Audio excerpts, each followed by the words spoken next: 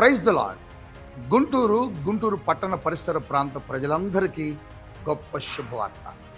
Calvary మార్గం Paul Prithvi ministries వారి సారథ్యంలో ప్రతి నెల 3వ మంగళవారం ఉదయం 9 గంటలకు పరిశుద్ధాత్మ తైలాభిషేక స్వస్థత ఆరాధన జరుగుతుంది. కానీ ఈ డిసెంబర్ మాసంలో ఈ పరిశుద్ధాత్మ తైలాభిషేక స్వస్థత ఆరాధన స్థానంలో పరిశుద్ధాత్మ తైలాభిషేక క్రిస్మస్ ఆరాధన చేస్తున్నాం. ఈ ఆరాధన 18వ తేదీ ఉదయం 9 గంటలకు అనగా బుధవారం ఈ ఆరాధన జరుగుతుంది.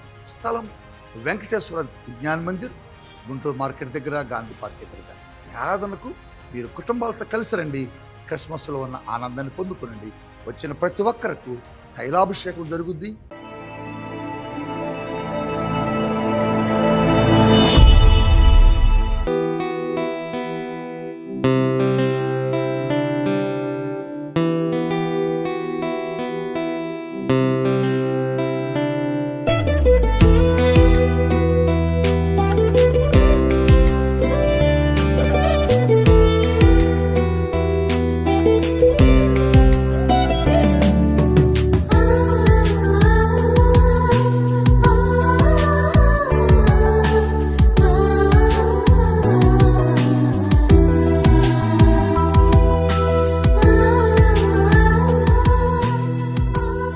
యేసుతో ప్రతిదినం అనే ఆధ్యాత్మిక కార్యక్రమానికి మిమ్మల్ని అందరినీ ప్రేమతో ఆహ్వానిస్తూ మీ అందరికీ నా హృదయపూర్వక వందనాలు తెలియజేస్తున్నాను.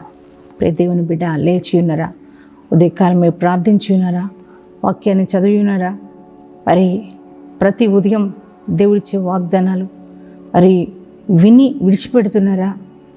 విని విడిచిపెట్టడం వలన మనకు ప్రయోజనం ఉండదు. కానీ వాగ్దానాలు విని వాగ్దానాలు ఎత్తిపట్టి మనం ప్రార్థించినప్పుడు, ఆ వాగ్దానాలు విశ్వసించినప్పుడు దేవుని చేత బలమైన కార్యాలు మనం పొందుకోగలుగుతాం.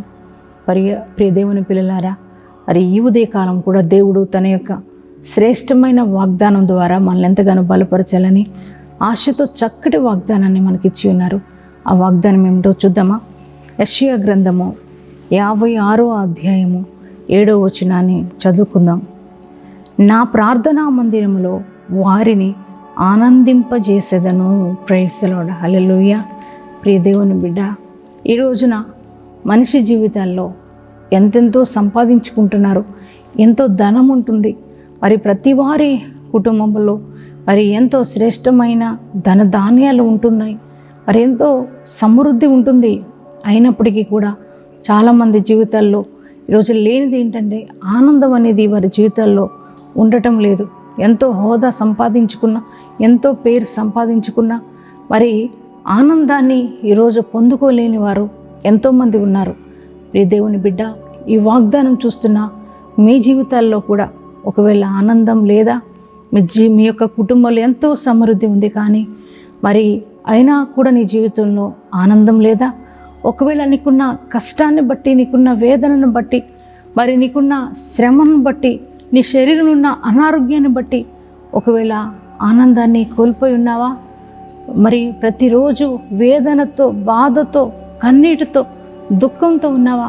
ప్రియ దేవుని పిల్లలారా, మరి అటువంటి స్థితిలో ఉన్న నీతో ప్రభు మాట్లాడుతున్న మాట ఏంటంటే, ఆయన అంటున్నారు, నా ప్రార్థనా మందిరంలో నేను మిమ్ములను ఆనందింపచేస్తానని దేవుడు వాగ్దానం ఇస్తున్నారు. నాన్న చూడండి, ఎక్కడికి వెళ్ళినా మనకు ఆనందం దొరకదు, కానీ దేవుని యొక్క మందిరంలో మనకు దేవుడు ఆనందాన్ని కలుగు చేస్తాడు.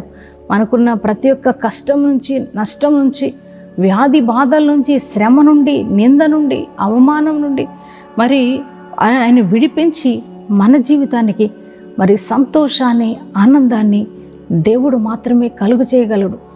ఆయన సన్నిధిలో మాత్రమే, ఆయన మందిరంలో మాత్రమే మరి మనకు ఆనందం కలుగుతుంది. నాన్న ఎక్కడికి వెళ్ళినా ఆనందం కలుగుదు. చాలామంది సినిమాలకు వెళ్తుంటారు, లేకపోతే మరి ఇంకెక్కడికో వెళ్తారు, కొద్దిసేపే ఆనందాన్ని పొందుకుంటారు, కానీ మరి సంపూర్ణ ఆనందం అనేది వారి జీవితాల్లో పొందుకోలేకుండా ఉంటున్నారు. ప్రియ దేవుని పిల్లలారా, అదే దావీదు భక్తుడు అంటున్నాడు తన అనుభవంలో. ఆయన అంటున్నారు 16వ కీర్తనలో ఆయన అంటారు కదా, అయ్యా నీ సన్నిధిలో సంపూర్ణ సంతోషం కలదు. నిజమండి, ఆయన మందిరంలో, ఆయన సన్నిధిలో సంపూర్ణ సంతోషం, సంపూర్ణ ఆనందం మరి ఉందండి. అందుకే ఆయన మందిరంలోకి మనమందరం వెళ్ళవలసిన వారమై ఉన్నాం.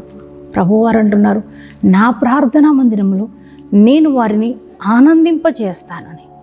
ఎంత చక్కటి మాట అండి.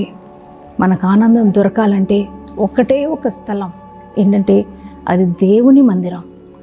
ఆయన మందిరంలో మాత్రమే మనం ఆనందాన్ని పొందుకోగలుగుతాం. మనకున్న శ్రమ నుండి, బాధ నుండి, వేదన నుండి, దుఃఖం నుండి, అనారోగ్య పరిస్థితుల నుండి, బంధకాల నుంచి విడుదల దేవుడు కలుగు చేసి దేవుని మందిరంలో సంపూర్ణ ఆనందాన్ని మనకు ఆయన ఇచ్చే దేవుడు అన్నాడు. అందుకే ప్రియ దైవజనమా, ప్రతి ఒక్కరు కూడా మందిరాన్ని నిర్లక్ష్యం చేయకూడదు. ప్రతి ఒక్కరూ దేవుని మందిరానికి వెళ్ళాలి. కుటుంబ సమేతంగా దేవుని సన్నిధానంలో, దేవుని మందిరంలో పాల్గొని దేవుణ్ణి ఆరాధించినప్పుడు ఆయన మందిరంలో దేవుడు మనల్ని ఆనందింపజేస్తానని దేవుడు వాగ్దానం ఇస్తున్నాడు. ప్రియ దేవుని బిడ్డ, అందుకే ఇంకా కృంగిపోవద్దు, మరి వేదన చెందొద్దు. ప్రతి ఒక్కరూ కూడా దేవుని పైన నమ్మకం ఉంచి దేవుని మందిరానికి వెళితే ఖచ్చితంగా ఆయన సన్నిధిలో ఉన్న ఆనందాన్ని మీరందరూ కూడా పొందుకోగలుగుతారు. మరి అందుకే ఈ వాగ్దానం దేవుడు మీకు ఇచ్చి ఉన్నారు. ఒకవేళ ఆనందం లేక నిరాశతో, నిస్పృహలో, కన్నీటితో ఉన్న మీ అందరితో ప్రభు మాట్లాడి ఉన్నారు. ఈరోజు ఆయన ఆనందాన్ని మీకు ఇస్తానంటున్నారు. ఆయన మందిరంలో ఉన్న ఆయన సన్నిధిలో ఉన్న ఆ ఆనందాన్ని ప్రభు మీకు ఇస్తానంటున్నారు. ఇంకా ఎందుకు భయం, ఇంకెందుకు కృంగుదల, మరి ఇంకా ఎందుకు నిరాశ? ధైర్యం తెచ్చుకోండి.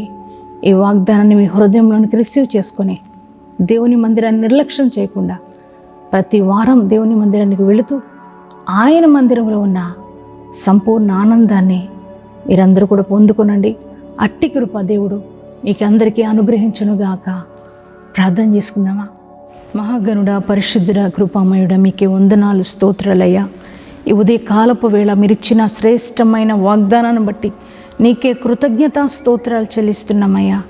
అయ్యా, ఇదిగో నా ప్రార్థనా మందిరంలో నేను వారిని ఆనందింపచేస్తానని వాగ్దానం ఇచ్చిన దేవుడు, నమ్మదగిన దేవుడు, నీకు వందనాలయ్యా. ఈ వాగ్దానము ప్రతి వారి జీవితంలో నెరవేర్చబడునుగాక.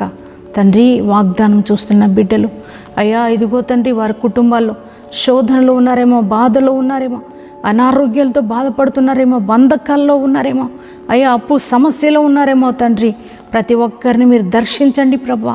అయ్యా, వారికి ఉన్న ప్రతి ఒక్క సమస్య నుంచి వారికి విడుదల దయచేయమని ప్రార్థిస్తున్నామయ్యా.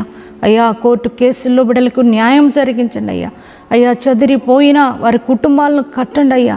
అయ్యా, అలాగే తండ్రి, వారి జీవితాల్లో ప్రభా ఎటువంటి నిందలు ఉన్నాయో ఆ నిందలన్నీ కూడా కొట్టివేసి అయ్యా నాయన ప్రతి ఒక్కరికి నీలో ఉన్న ఆనందాన్ని అనుగ్రహించమని ప్రార్థిస్తున్నాం ప్రభా. పరిశుద్ధ వందనాలు యేసయ్యా. అలాగే ప్రభు, ఈరోజు మ్యారేజ్ డేస్, బర్త్డేస్ చేసుకుంటున్న అయ్యా ప్రతి ఒక్కరిని కూడా దీవించండి అయ్యా. నీ నూతనమైన దీవెనలు, నూతనమైన ఆశీర్వాదాలు వారికి అనుగ్రహించబడును గాక. ఈ సంవత్సర కాలం అంతా నీ కృపాక్షేమాలతో వారు నడపండి నాయనా. ఈ దినమంతా నీ ప్రశస్తమైన సన్నిధి మందరితో ఉంచి నడిపించి మహిమ పొందుకునమని యేసుక్రీస్తు నామం పేరిట ప్రార్థన చేస్తున్నాము తండ్రి. ఆమేన్.